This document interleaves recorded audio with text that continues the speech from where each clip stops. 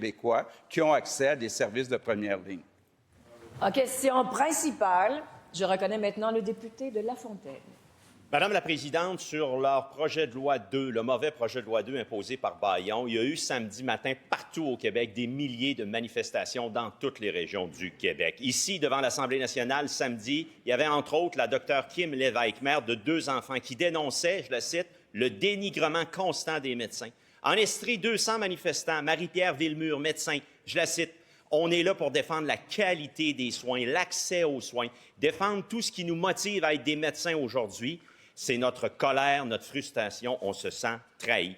Face à tout cela, face à ce mauvais projet de loi, le Collège des médecins est sorti publiquement vendredi pour les patients, pour les médecins et demande au gouvernement de mettre sur pause, suspendre immédiatement le projet de loi 2. Rappelez-vous, en mai 2023, dans le PL15, le ministre soulignait la participation importante du Collège pour rassembler tout le monde qui trouve des solutions.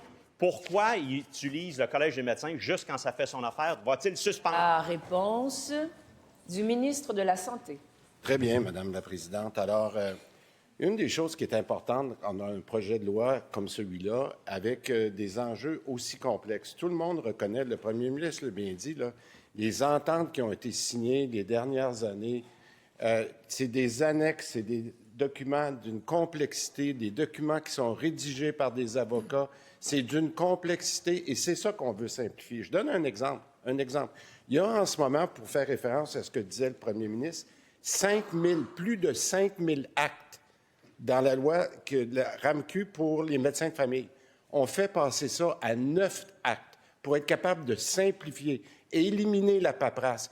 Alors, c'est des choses qui sont complexes à expliquer. Nous avons organisé, depuis la loi, on a annoncé ça la semaine dernière, ce soir, il y aura un webinaire pour la Fédération des médecins spécialistes et demain soir, il y aura un webinaire pour la Fédération des médecins, pour les OMNI, les médecins de famille, pour bien expliquer. On prendra le temps, les médecins vont pouvoir poser des questions et il y aura d'autres webinaires par la suite au cours des prochains jours pour être capable de bien expliquer, Madame la Présidente, le projet de loi. Première complémentaire. Madame la Présidente, le ministre, lui, va-tu être au webinaire pour comprendre le projet de loi?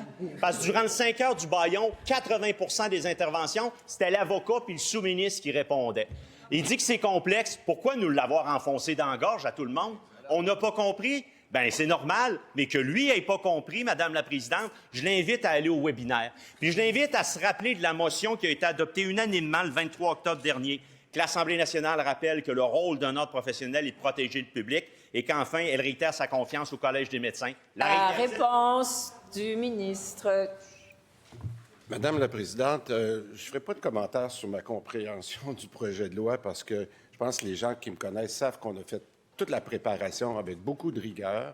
On a consulté les gens, on a fait le projet de loi 106. Je rappelle aux gens qui nous écoutent aujourd'hui que le projet de loi 2, qui a été adopté la semaine dernière, c'est essentiellement le projet 106 qu'on a amélioré. Rappelez-vous, durant les discussions, Madame la Présidente, durant les discussions qui ont pris part durant l'été, nous avons fait 4 propositions aux fédérations pour améliorer justement la première présentation qui avait été faite dans 106. Alors, quand on a déposé le projet de loi 2, on a intégré ces améliorations-là, Madame la Présidente. Merci beaucoup. Deuxième complémentaire. Madame la Présidente, il dit on a déjà consulté le 106. Il n'y a personne qui était d'accord avec le 106. Il nous ressort, pouf, le projet de loi 2. Il a ajouté 75 articles. 130 à 204, Madame la Présidente, de répression, des surveillants, des enquêteurs, des inspecteurs. Monsieur, Madame, tout le monde qui attend leur intervention chirurgicale, ils n'ont pas besoin que le ministre nomme des surveillants, des enquêteurs puis des inspecteurs. Puis il rit puis il trouve ça drôle, Madame la Présidente.